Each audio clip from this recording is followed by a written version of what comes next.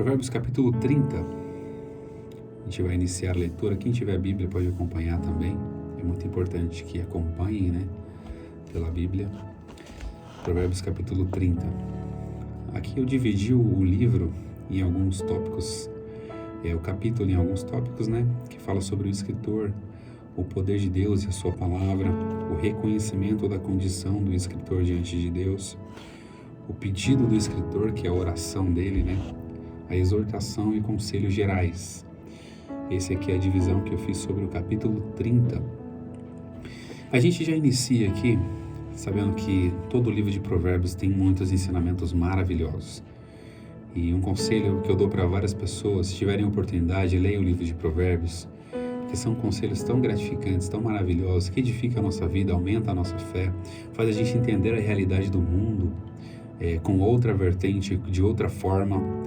E no capítulo 30 também não é diferente. Nós tivemos um estudo maravilhoso ali, e esses capítulos aqui nada mais é do que a finalização deste livro maravilhoso que nós tivemos. Como toda a palavra de Deus, como toda a escritura está pronta, apta para ensinar, corrigir e exortar a gente cada dia mais, porque Deus corrige a todo aquele que ama, Se Deus corrige a quem ama, é um sinal que a gente é filho dele, a gente é filho. Então ele corrige as nossas vidas todos os dias. O escritor aqui, e no capítulo 30, já inicia falando quem foi o escritor, do capítulo 30, as palavras de Agur. Fala aqui que foi um provérbio escrito por Agur. Alguns estudiosos tentam levar a linha de raciocínio de que Agur era apenas um personagem fictício de Salomão. Mas como a Bíblia não dá detalhes sobre isso, eu me atenho simplesmente à literalidade, aquilo que está escrito, e realmente fala sobre as palavras de Agur. Aqui nós temos alguns significados do nome. Agur, o significado do nome Agur, traduzido, significa o coletor, o reunidor. O filho de Jaqué seria o pai de Agur, da cidade de Massá. Jaqué significa obediente e piedoso.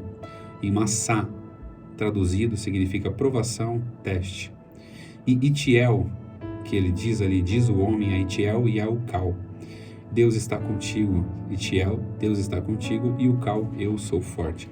Aqui nós temos a tradução do nome, da palavra, essas palavras escritas por Agur, a tradução do nome de Agur, e a continuação desse livro. O escritor aqui em si já traz para a gente grandes significados. Traz para a gente o poder da gente saber reunir as pessoas, coletar pessoas próximas da gente, trazer conselhos que edifiquem a vida de alguém, trazer conselhos que edifiquem e animem, tragam ao coração da pessoa alegria do Senhor ao coração dela. Então a gente precisa ser instrumento na mão do Senhor para trazer alegria, para coletar coisas boas e reunir pessoas para compartilhar coisas boas. O mundo já está cheio de maldade demais. Pessoas estão, cada dia mais, os filhos contra pai, pai contra filho, reino contra reino, nação contra nação.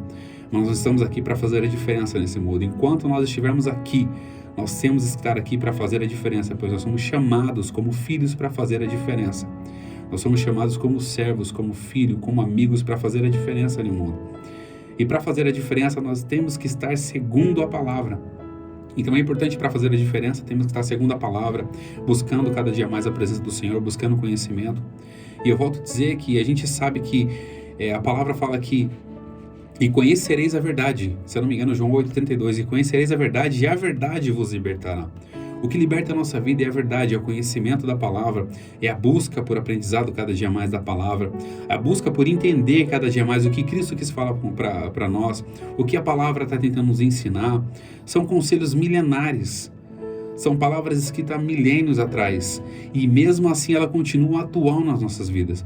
Traz conselhos atuais, traz conselhos de mudanças atuais, traz conselhos que podem transformar a nossa vida. E se a gente se atentar para o que está escrito, atentar o nosso coração à palavra, atentar o nosso coração a tudo que Deus deixou para a gente vai entender o poder que tem essa palavra nas nossas vidas. O poder que tem essa palavra para transformar, para restaurar, para curar. Tem gente que não dá o mínimo valor às vezes para isso.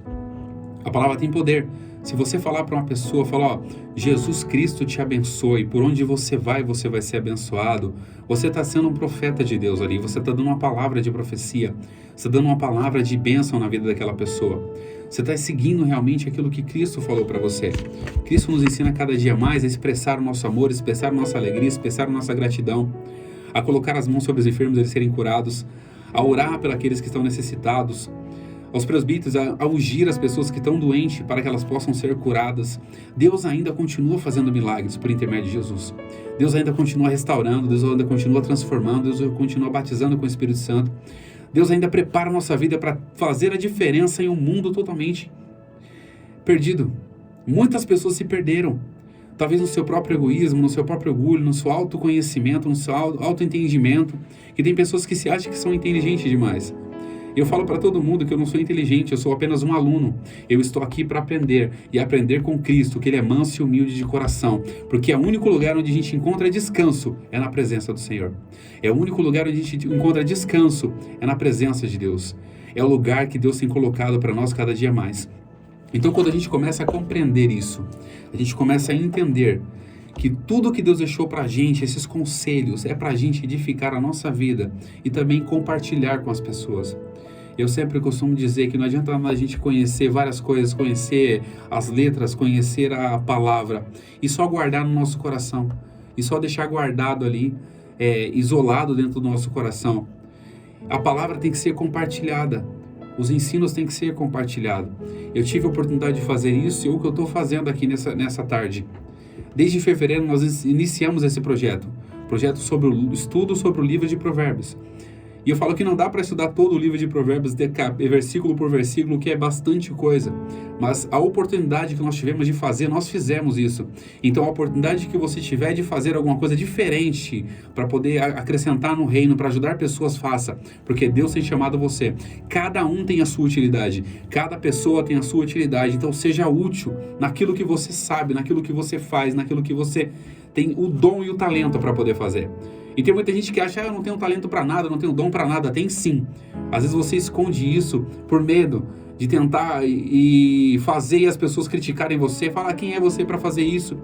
Mas entenda uma coisa, você foi chamado, você tem um propósito, Deus tem um propósito no seu coração. Então faça, não se preocupe com o que as pessoas vão pensar, com o que elas vão falar. Faça, mesmo que elas critiquem, faça.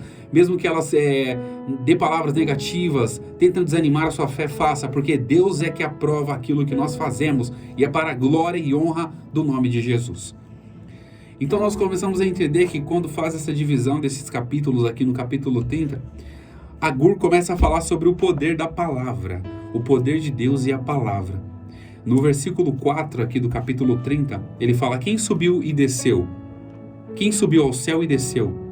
Quem encerrou os ventos nos seus punhos? Quem amarrou as águas no seu manto? Quem estabeleceu todas as extremidades da terra? Qual é o seu nome? Qual o nome do seu filho? Certamente vocês sabem. Ele fala todos esses detalhes e dá uma afirmação. Vocês sabem quem é. Vocês conhecem essa pessoa que eu estou falando. Vocês sabem que Deus que subiu e Deus que desceu e que pode descer. Você sabe que Deus que pode cerrar os punhos, Deus que pode controlar o tempo, controlar o vento, controlar a tempestade, controlar tudo. É Deus que põe limite nos mares. É Deus que pode fazer com que o vento pare, com que a sombra do sol retroceda. É Deus que pode fazer com que o tempo volte, com que o tempo acelere. É Ele que estabeleceu tudo isso. E nós conhecemos Ele. Mas muitas das vezes, pelo fato de conhecê-lo, nós buscamos outras coisas e deixamos Ele por último. E muitas das vezes foi o que aconteceu comigo, na minha vida, na minha carreira.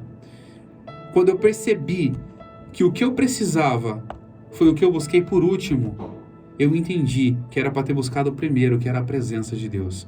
A presença de Jesus na minha vida, o ânimo, a coragem, a força de Jesus. Então, quando nós entendemos e reconhecemos que Deus é poderoso para fazer muitas coisas, e nós sabemos disso, nós entendemos isso, Agur afirma isso aqui. Vocês sabem quem é, certamente vocês sabem. E a gente sabe quem é, mas deixa de buscar sempre a presença de Deus e buscamos talvez em último lugar. E não deixe por último aquilo que tem que ser primazia na sua vida, aquilo que tem que ser primeiro. Nós lemos agora há pouco aqui, buscar primeiro o reino de Deus e a sua justiça. e todas essas coisas vos serão acrescentadas. Nós vemos essa palavra, deixamos a palavra aqui para a irmã, e essa palavra confirma o que nós estamos falando aqui. Nós precisamos dar a primazia, dar a prioridade, primeiramente, àquele que criou a nossa vida, criou a nossa alma, o nosso corpo, o nosso espírito, aquele que nos formou do pó, formou ali, fez aquele monte de barro ali, assoprou o fôlego de vida. Nós estamos aqui hoje, pela misericórdia dele. Até hoje nós observamos que nada se compara à glória de Deus. Até hoje nós sabemos que a ciência não consegue explicar como se forma no ventre de uma mãe a criança, como é formado ali, como junção de coisas ali, ó, de cromossomos forma uma criança. E nós sabemos que Deus sabe como faz isso, e é Ele que continua fazendo ali, Ele ainda continua trabalhando, Ele trabalha até hoje pelas nossas vidas. E Ele trabalha em favor daqueles que nele esperam. Espera no Senhor, confia nele, e Ele concederá o desejo do seu coração segundo a palavra. O desejo do seu coração segundo a palavra. Então, quando nós começarmos a entender que toda a palavra de Deus ela é pura, ela é escudo para aqueles que confiam nela. No versículo 5 nós temos isso. Toda a palavra de Deus é pura. O que é uma coisa pura? Aquilo que não tem mistura nenhuma, não tem condimentos. É pura, não tem nada que acrescente nela ali. Ela tem a sua essência sem misturar com nada. A palavra de Deus é assim nas nossas vidas. Ela tem a sua essência sem precisar fazer mistura nenhuma. Sem precisar misturar com nada, sem acrescentar nada, sem diminuir nada. Ela é pura, ela é verdadeira e ela é eficaz na nossa vida. E mais do que isso, ela é escudo para os que confiam nela. Para os que confiam em Deus, a palavra de Deus é escudo. É escudo para as nossas vidas. É a proteção, é a guarida que Deus dá para a gente. Então tenha isso em mente. Tenha isso no seu coração, que a palavra de Deus é pura. Ela não precisa colocar nenhum adereço nela. Ela não precisa colocar nenhum condimento, não precisa colocar nenhuma uma letra bonita, elegante. Não, ela é pura. E ela é escudo para quem confia em Deus. Ela é escudo. Ou seja, o que é o escudo? É a proteção. O escudo é a nossa proteção, aquilo que protege a gente. Quando nós estamos focados na palavra, buscando a Deus em oração e lendo a palavra do Senhor, nós temos uma proteção. E a proteção é as promessas que Deus tem feito nas nossas vidas e vai continuar fazendo cada dia mais nas nossas vidas, em nome de Jesus. E aqui nós temos um exemplo muito claro, Efésios capítulo 6 e versículo 16, que fala: tomando sobretudo o escudo da fé, com o qual podereis apagar todos os dardos inflamados do maligno. Então, quando nós tomamos o escudo, que é a palavra de Deus, nós entendemos que esse escudo nós só adquirimos pela fé em Cristo Jesus, pela fé na palavra, pela fé naquilo que Deus tem colocado no nosso coração. E esse escudo diante de nós, que é a nossa fé, nós podemos apagar. Apagar não é só se defender. Olha para você ver o poder disso. Não é se defender dos dardos inflamados do maligno, é apagar, ou seja, eliminar. Quando a gente apaga, a gente dá fim àquilo que existiu. Ou seja, a palavra de Deus dá fim àquilo que tenta destruir a nossa vida. A palavra de Deus encerra, apaga, faz sumir de tudo, de todos os escritos, de toda aquela margem do nosso coração. Essa é a palavra de Deus que fala: apaga todos os dardos inflamados do maligno, para que a gente possa continuar firme na presença do Senhor e lutando de fé em fé. Porque o justo, ele vive pela fé, mas ele não pode recuar, ele precisa continuar firme, ele precisa continuar cada dia mais próximo da presença do Senhor, com justiça, com retidade de coração. E no versículo 6 é uma coisa muito interessante, e é aquilo que eu falei aqui no versículo 5, que fala que a palavra de Deus é pura, não tem mistura nenhuma. E no versículo 6, no capítulo 30, no verso 6, fala: nada acrescenteis à sua palavra, para que ele não te repreenda e tu seja achado mentiroso. Nós sabemos que somos seres humanos. A única pessoa que é dotada de 100% de verdade, 100% de poder e 100% de graça, misericórdia e amor é Deus. Nós somos seres humanos. Então nós precisamos seguir aquilo que está escrito diante da palavra do Senhor, não acrescentando nada naquilo que é puro. Não acrescente nada naquilo que é puro, porque o que é puro vai trazer pureza ao nosso coração. Quando você mistura, é como um alimento que você pega transportado, vai transportar, coloca um monte de produtos químicos para não poder estragar. Não faça isso. Tenha a sua essência, deixa a essência da palavra do Senhor tomar conta do seu coração. Deixa a palavra do Senhor dominar a sua vida, para que você possa alcançar cada dia mais a bondade, a misericórdia, o amor e a graça do Senhor, que possa alcançar cada dia mais a nossa vida. Nós somos impuros. Como podemos mudar algo que é puro sendo que nós somos impuros? É impossível a gente poder mudar algo puro se nós somos impuros. Ou seja, se nós tentarmos mudar algo que é puro, nós tornamos aquilo que é puro impuro. Isso é impossível. Então, sendo assim, somos alertados a tomar cuidado em querer acrescentar algo às palavras de Deus e sermos achados mentirosos. Quando nós colocamos alguma coisa além do que está limitado ali na palavra do Senhor, nós somos achados mentirosos. Ou seja, a mentira pertence a quem? Ao maligno. Porque ele é mentiroso, ele mente, ele tenta destruir aquilo que Deus criou, ele tenta dar uma ênfase a coisas ruins, dizendo que aquilo é bom. E eu aprendi uma coisa na minha carreira, na minha jovem carreira, que eu sou ainda um aluno, que a gente sabe que não existe o mal, o bem no mal. A gente vê muito em filme isso. A gente às vezes vê filme lá, a pessoa fazendo mal e a gente torce para que ela vença. Como se o mal existisse coisas boas naquilo que é mal. Não existe coisas boas naquilo que é mal. O mal é mal e o bom tem que ser bom. O bom tem que ser bom, não tem como você acrescentar, colocar, misturar as coisas. E já não pode haver duas águas da mesma fonte. Nós somos a fonte e Cristo está na nossa vida. Tem que sair coisas boas do nosso coração, não coisas ruins. Não deixe nada misturar a palavra do Senhor no seu coração. Não deixe nada acrescentar à fonte. Não deixe que a água seja contaminada. Mas continue firme na presença do Senhor. Continue diante da presença do Senhor, meditando na palavra do Senhor de dia e de noite, para que você possa ser como árvore plantada junto a ribeiros de água, que dá o seu fruto na estação própria e faz crescer, faz frutificar, faz multiplicar. E multiplica a graça, multiplica o conhecimento. E a gente vai entender isso, que a palavra de Deus é assim nas nossas vidas. O que eu estou falando para vocês agora é aquilo que Deus colocou no meu coração para poder falar. E eu creio que isso vai compartilhar com o coração de vocês. E de repente, quando vocês menos esperarem, vocês vão estar aconselhando uma pessoa com essa palavra. Vocês vão estar aconselhando uma pessoa com esses ensinamentos. Com esses ensinamentos que Deus tem colocado no meu coração. Porque Deus, Ele se responsabiliza pela palavra dEle. O que eu estou falando aqui é nada mais do que a palavra. Eu estou lendo os versículos aqui, estou explicando os versículos e trazendo para vocês uma mensagem ao coração de cada um de vocês. E nós precisamos entender isso, cada dia mais entender que Deus é poderoso e a sua palavra é viva nas nossas vidas. Nós vamos reconhecer também a nossa condição diante de Deus. E nós temos uma grande dificuldade, e é bem comum isso. Nós não sabemos reconhecer a nossa inferioridade diante de Deus. Nós achamos que somos importantes demais, que as pessoas não podem nem olhar para nós, com cara feia, que já achamos que a pessoa não pode olhar para a gente, porque a gente é intocável, nós não somos assim. Nós precisamos entender e reconhecer a nossa condição diante de Deus. É o que Agur apresenta aqui para a gente. Ele começa nos versículos, após o versículo 6, quem estiver acompanhando vai entender.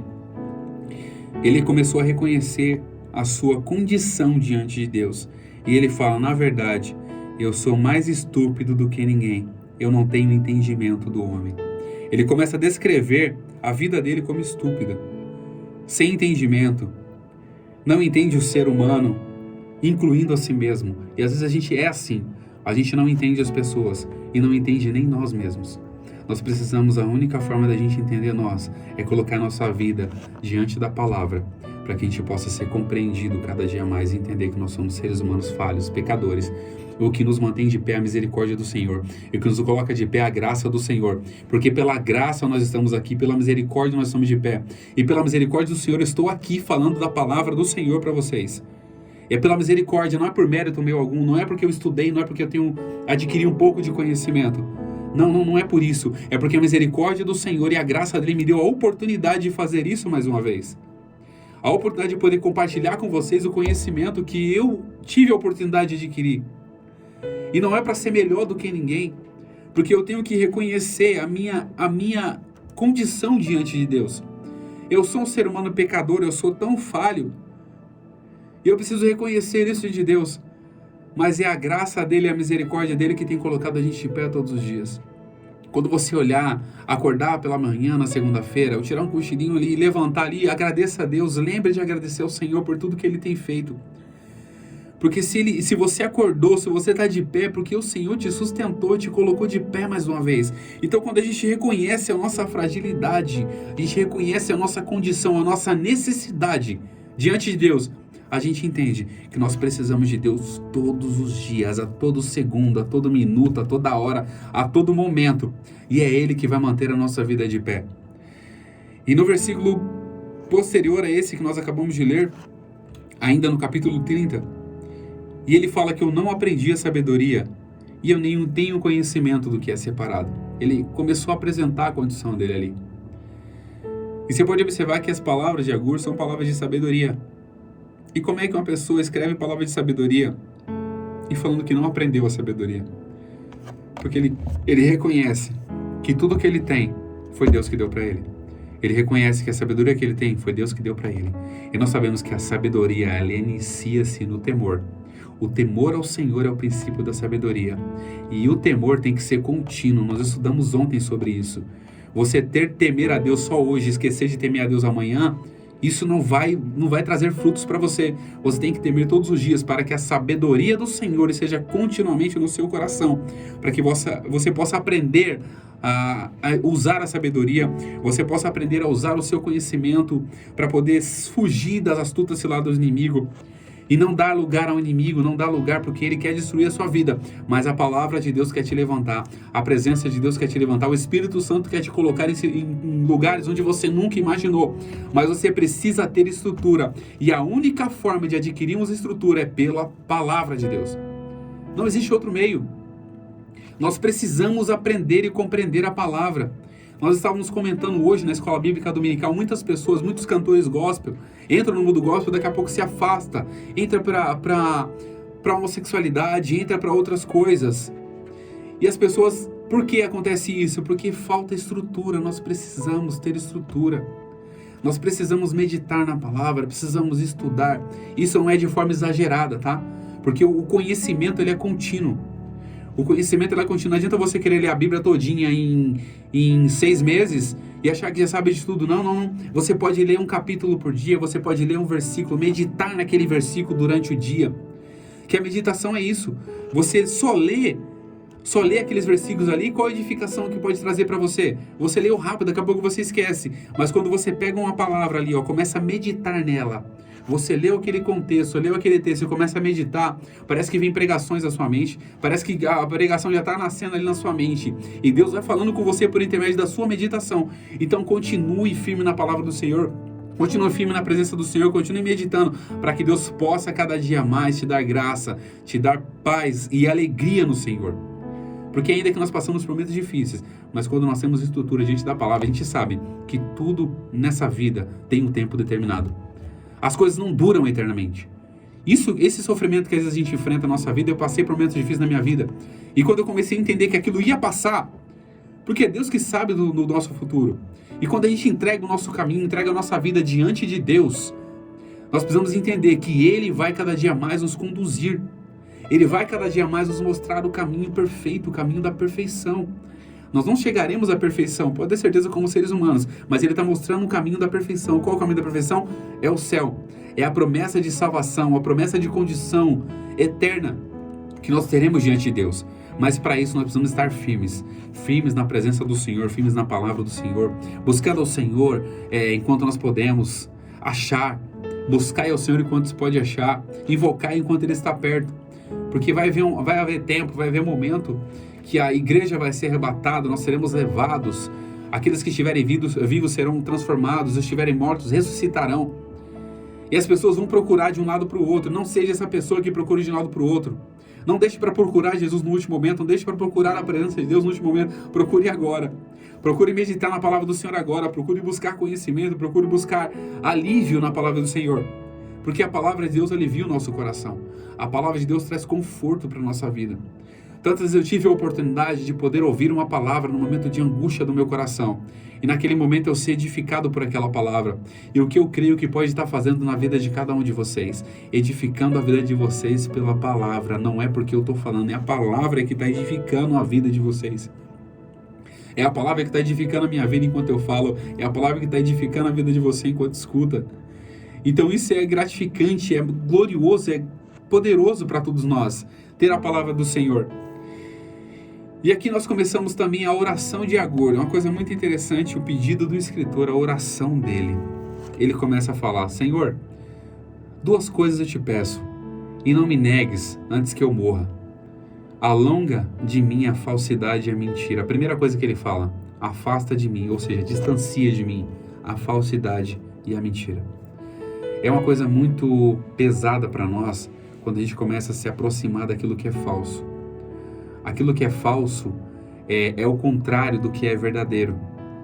Quando nós andamos em falsidade, falsificando, aqui assim como Paulo falou, falsificadores da palavra, nós não podemos falsificar a palavra, não podemos criar adereços para ela.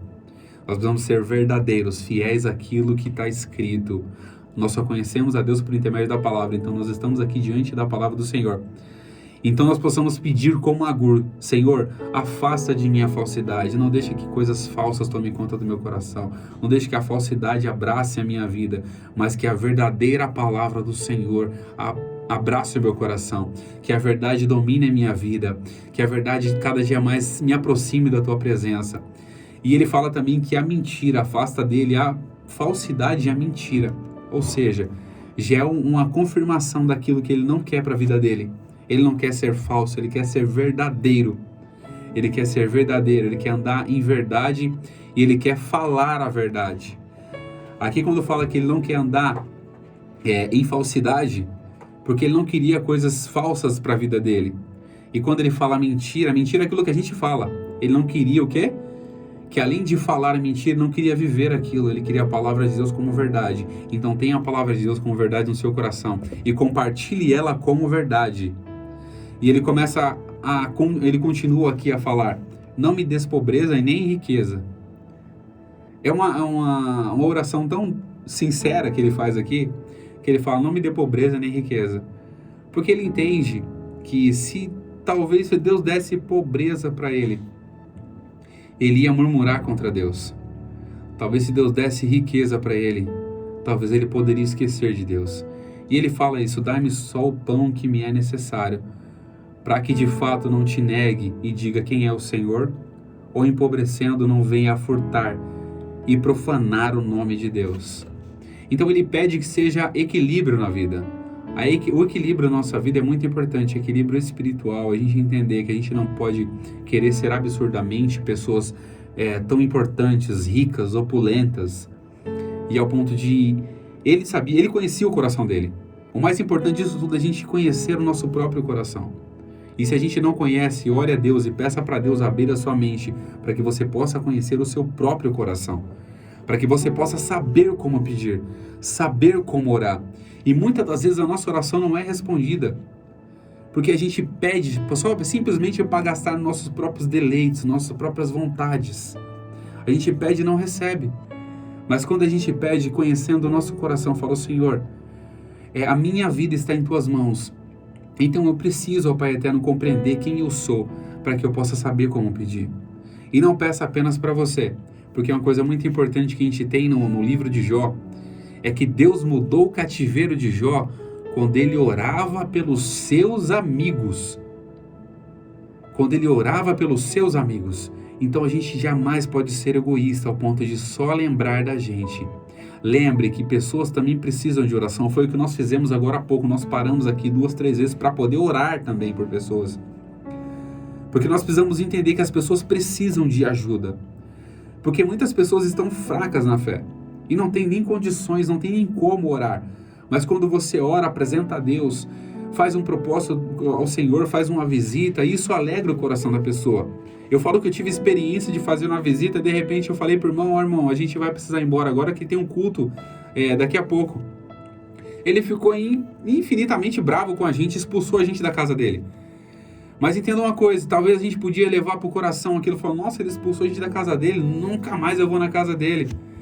E quando de repente, deu uns 2 meses depois, eu encontrei ele no meio da rua, ele me deu um grito, a paz do Senhor, irmão Rodrigo levantou a Bíblia dele, porque a palavra tinha sido semeada.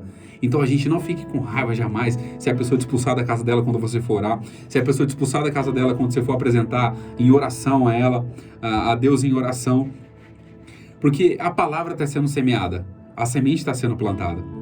E aqui nós entendemos também que Agur, o escritor aqui, que as palavras de Agur, após esse pedido de oração que ele fez com toda sinceridade, conhecendo o seu próprio coração, nós sabemos muito bem que ele deu uma exortação. O que é exortação? Uma correção, um ensinamento.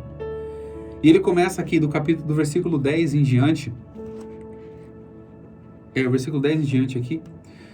Fala, não calunieis o servo diante do seu Senhor, para que ele não te amaldiçoes e fique tu culpados. Aqui ele já inicia, não calunieis. Não criar falsas acusações contra a pessoa. Porque você pode achar que está fazendo mal para aquela pessoa, mas você está fazendo mal para você mesmo. Porque você acaba plantando coisas ruins, você vai colher coisas ruins. E ele fala, gente, que há pessoas que amaldiçoam seu pai e que não bendiz a sua mãe. E ele fala, nós precisamos honrar o nosso pai. A gente sabe na palavra do Senhor, honra o teu pai e tua mãe, que é o primeiro mandamento com promessa, honra o seu pai e sua mãe para que te prolongue os seus dias na terra. Quando você honra seu pai, você honra sua mãe, os seus dias são acrescentados. E não são dias ruins, são dias de paz, dias de alegria. E há pessoas também que é pura aos seus próprios olhos, contudo nunca foi lavado da sua imundícia. No verso 12 aqui a gente entende que há pessoas que acham que tem a pureza no coração. Achar que tem pureza no coração é um risco muito grande. A gente acha, eu sou honesto, eu sou uma pessoa verdadeira, eu sou uma pessoa sincera, eu sou uma pessoa que não tenho com que ser reprovado por ninguém. Você precisa entender que nós somos seres humanos, nós não precisamos se achar que sabemos alguma coisa, porque quando a gente acha ser alguma coisa, quando a gente pensa ser alguma coisa e a gente não é, a gente está enganando a nós mesmos, nós estamos enganando a nós. Então logo o que é mentira no nosso coração? E Deus não compactua com mentiras. Então é importante que além da gente ter essa percepção de que nós achamos puro, que não é o correto a gente fazer isso, porque as pessoas que têm que olhar para nós e falar, realmente aquela pessoa mudou, realmente aquela pessoa foi transformada, realmente Deus trabalhou no coração daquela pessoa. Mas nós precisamos, para que isso seja manifesto, nós precisamos ser lavados de toda a nossa imundícia, de toda a nossa maldade. E a única forma de ser lavado pela nossa imundícia, a nossa maldade, é pelo sangue de Jesus, que foi derramado na cruz para salvar todo aquele que nele crê. É importante saber disso. Nós só somos limpos da nossa maldade quando nós acreditamos que Jesus veio, morreu, ressuscitou ao 3º dia para salvar todo aquele que nele crê. E quando a gente acredita, a gente confia que Jesus veio para fazer isso, nós entendemos que nós seremos abençoados e salvos pela graça do Senhor. E nós não jamais podemos achar que nós somos pessoas autossuficientes. Nós dependemos de Deus. Nós somos dependentes da graça, da misericórdia de Deus. E ele fala aqui no verso 13, há pessoas cujos olhos são altivos e cujas pálpebras são levantadas para cima. As pessoas que querem olhar para as pessoas e falam, nossa, aquela pessoa não vale de nada. Dar valor às pessoas, tirar o valor das pessoas, diminuir as pessoas só com um olhar altivo, um olhar de maldade. Não deixe que olhares de maldade tomem conta do seu coração ou tomem conta da sua vida, mas seja olhares de bênção, que você possa resplandecer a glória do Senhor do seu coração para fora, com o seu olhar brilhando na presença do Senhor, com sua voz, com sua fala. Então a gente tem que sempre tomar cuidado com isso, cuidado com até aquilo que a gente olha. Hoje em dia é muito comum a gente ver muitas coisas na internet, televisão, a gente vê muitas coisas. Então, se a gente não tomar cuidado com o que a gente assiste, com o que a gente compartilha com a nossa mente, por intermédio da nossa visão, a gente vai destruir a nossa mente. Quando chegar ao ponto de a gente ver que já está tarde demais e precisa fazer o quê? Uma limpeza na nossa mente. Porque a gente deixa com que coisas ruins entre o nosso coração. O salmista fala que eu não colocarei coisas más diante dos meus olhos.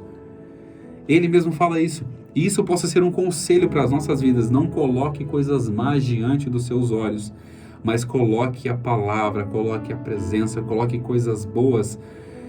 Vá fazer a sua oração, busque a Deus, medite na palavra do Senhor, coloque a palavra do Senhor diante da sua visão, para que você possa crescer, e não só crescer no conhecimento, mas crescer na graça, na misericórdia, no perdão e no amor de Jesus Cristo. E há pessoas também que rangem, cujos dentes são como espadas, e cujas queixadas são como facas, para devorarem da terra os aflitos necessitados dentre os homens. Há muitas pessoas que querem destruir os outros, querem ser uma espada, uma faca para poder devorar as pessoas que estão aflitas. As pessoas aflitas não têm que ser destruídas, elas têm que ser ajudadas, elas precisam ser ajudadas, precisam ser aconselhadas, precisam ser abraçadas. A aflição é uma coisa muito angustiante para a nossa vida. Quem já passou por uma aflição sabe como é. Mas a gente entende que no mundo a gente vai ter aflição, mas Jesus fala, tem de bom ânimo, porque eu venci todas as circunstâncias do mundo.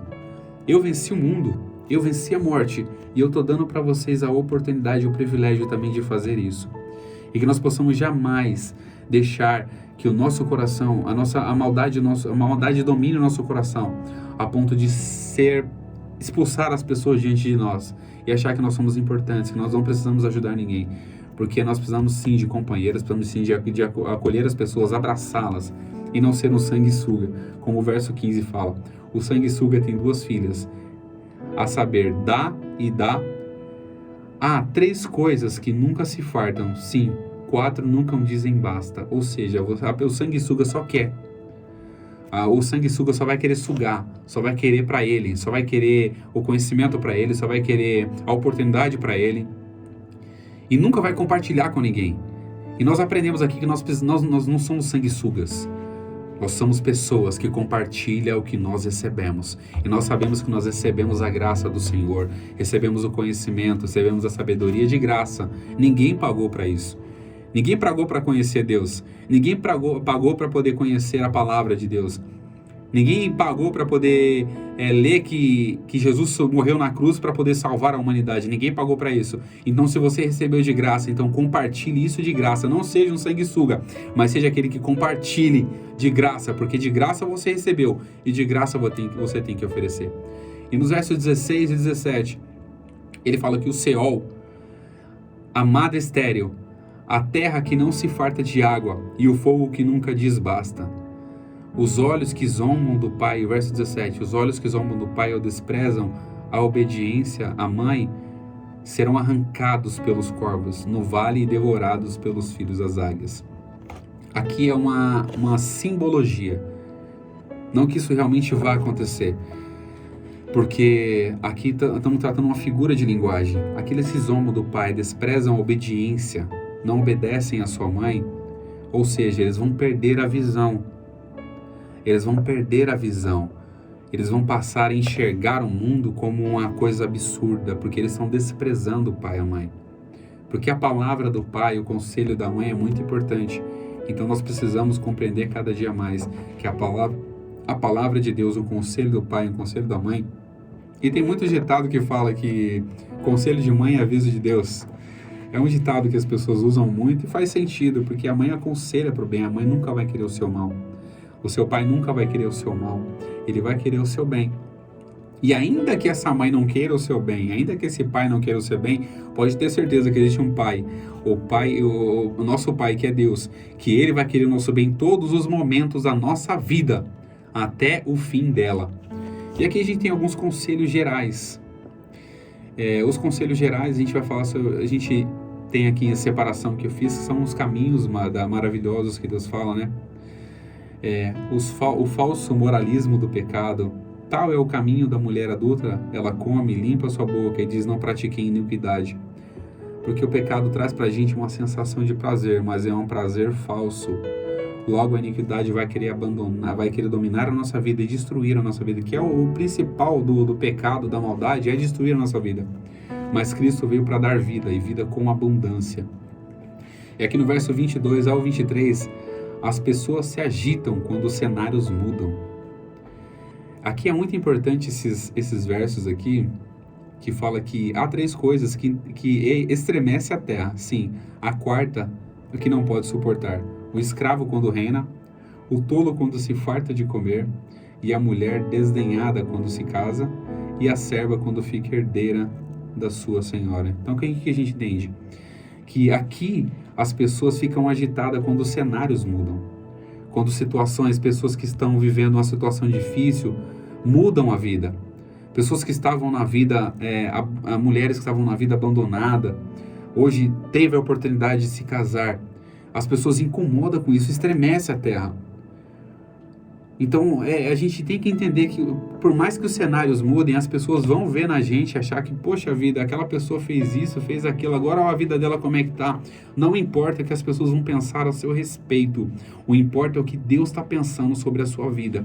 Se Deus te deu a oportunidade de ser diferente, fazer a diferença, então faça. Se Deus te deu a oportunidade de mudar o cenário, mude. É Deus que está dando a oportunidade. E a gente tem que saber aproveitar as oportunidades.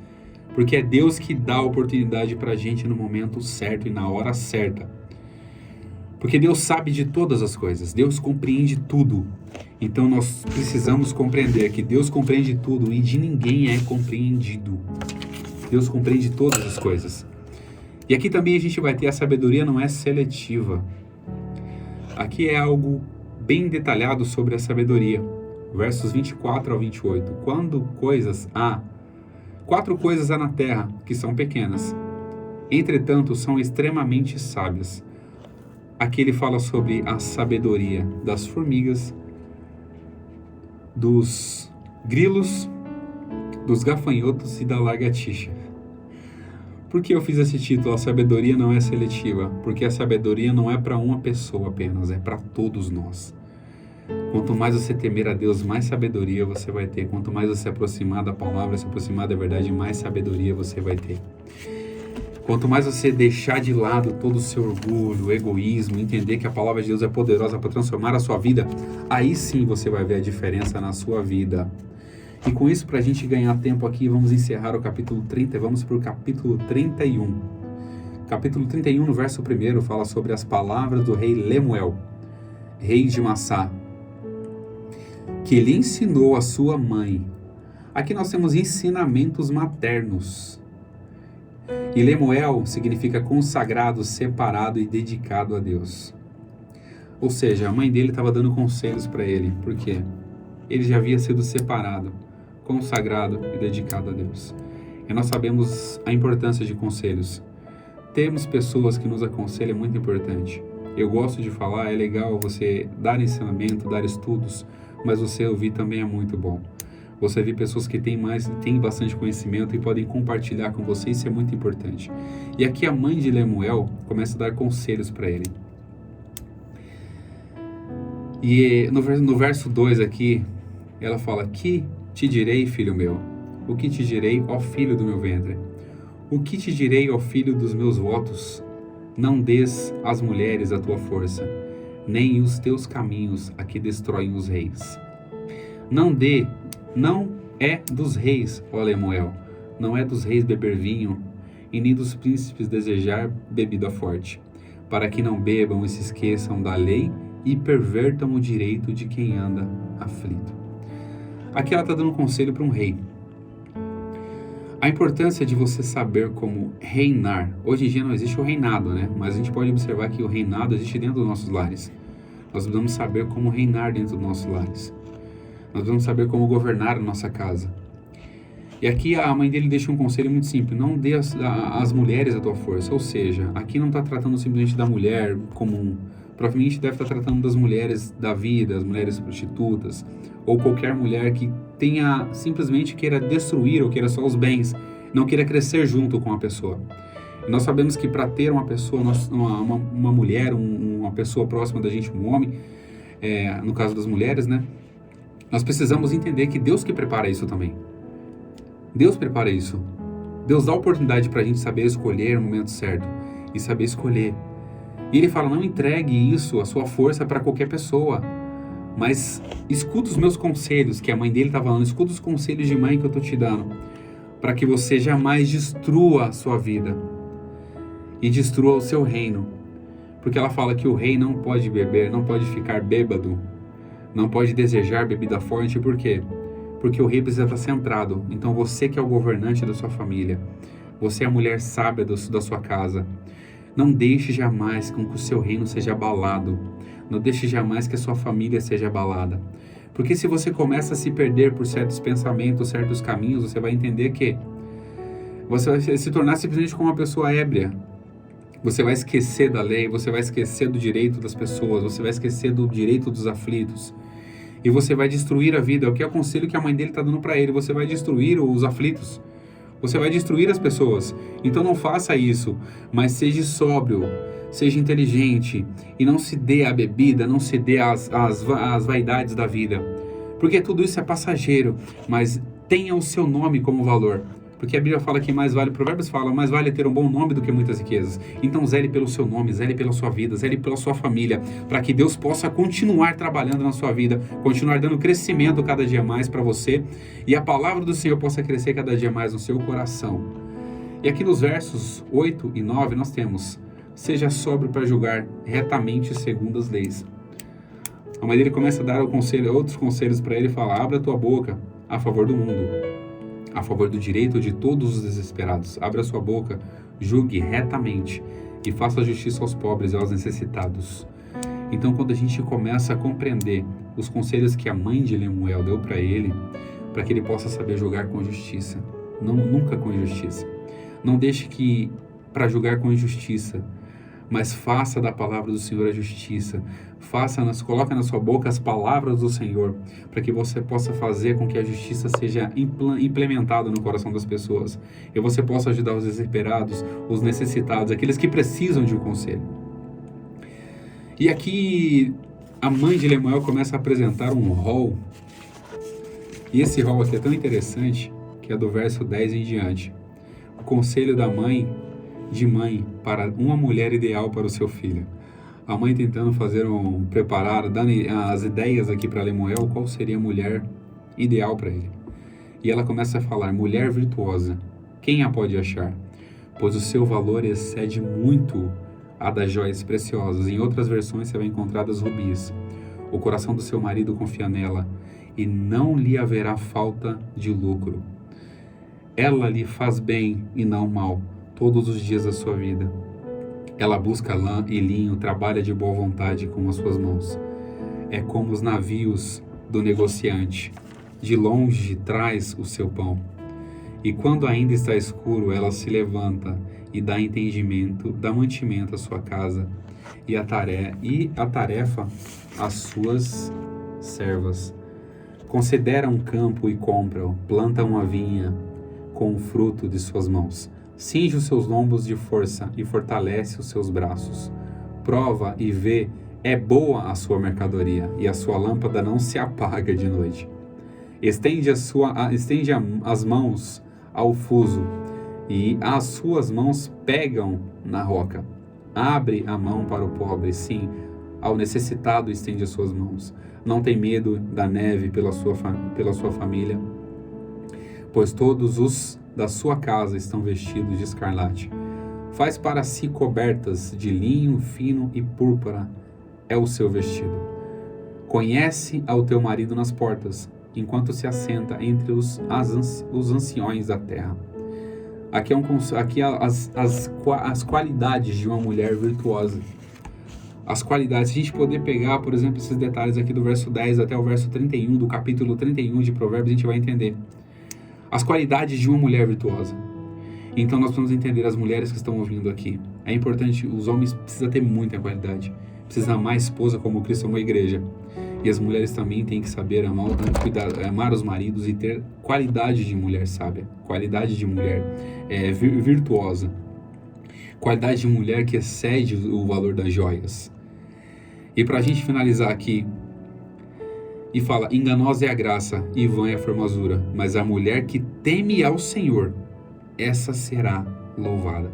E para a gente finalizar esse estudo que nós passamos aqui agora, com o verso 30, que além dos conselhos da mãe de Lemuel, ela dá um conselho aqui no verso 30, no capítulo 31, no verso 30. Enganosa é a graça, e vã é a formosura, mas a mulher que teme ao Senhor, essa será louvada. Ou seja, seja uma mulher que tema ao Senhor, porque a mulher sábia edifica a sua casa, mas a tola a destrói com suas próprias mãos.